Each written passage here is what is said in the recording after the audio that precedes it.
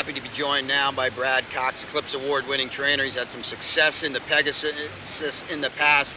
Brad, we're out here, Cyberknife schooling in the paddock. I guess the first question is, how's he look to you here at Gulfstream Park? Yeah, he looks phenomenal. I mean, physically, he couldn't shine anymore, and pretty happy with the way he's schooled. He's on his toes. He's feeling good and alert and looking at the surroundings. What's his schedule like with the race Saturday? What will he do, if anything at all, this week?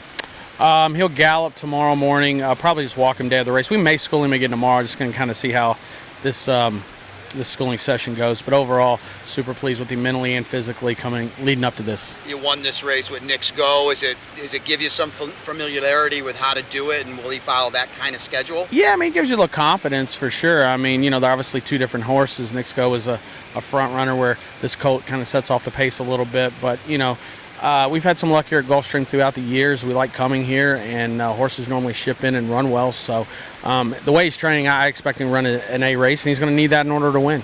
As a trainer, does it present you kind of a unique set of circumstances? You had the Breeders' Cup, you back off a little bit, but now you got to gear right back up for a huge race. A little bit, but, you know, listen, this horse, I mean, this is it for him. So, I mean, you know, we feel like we've got him as tight as we can get him. He's off to Spendthrift on Sunday, and start a new career as a stallion, but excited about this last run with him. Hopefully he can go out a winner. How did he bounce out of the dirt mile? Such a hard race, heartbreaking loss, but how's he bounced out and then coming in? Really good. He looks physically looks unbelievable. So, you know, he went over to Spendthrift for like a week after the Breeders' Cup and hung out, and Breeders had an opportunity to come over and take a look at him, and he put on weight there, and he came back, and honestly, he just has maintained that weight with what we've thrown at him of the morning's training, and he's as good as he can be. Just talk about his career a little bit, Brad. He's had a lot of versatility. He's brought you everywhere. You've taken him everywhere. Doesn't need his track. He just seems to run. Yeah, no, he's a really honest horse. He shows up. You know, he ran a great race in the Travers. You know, he prepared for that race at Churchill. He ran a great race in the Haskell. He prepared for that race at Churchill. He ran a great race in the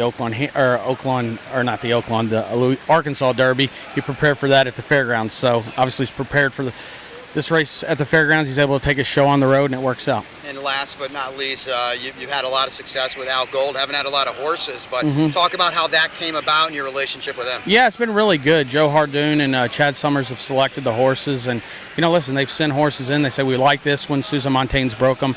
They're in Ocala. They look like they've got I know they've got a great program with, you know, the way they break them and bring them up, and evaluating the talent before it comes in, and that's always very valuable to a trainer. And you know, we've had some luck with obviously Cyberknife, Instant Coffee, Slip Mahoney's up in New York running well. So good group of horses, good team there, and hopefully you know, they can be a presence in races like this throughout the year. You've looked at this race, Brad. You know Proxy very well. You know these horses. Do you have a trip in mind? You've got a pretty versatile horse. Yeah, I mean, the ideal trip would be break and stalk, set off a few of them and turn for home, be loaded like he was in the Haskell, and kick on for home. I think you do need to be in position turning for home here. There's no doubt about that. So that's the ideal trip. We'll see how it works out. All right. Best of luck, Brad. Appreciate it. Thanks, Brian.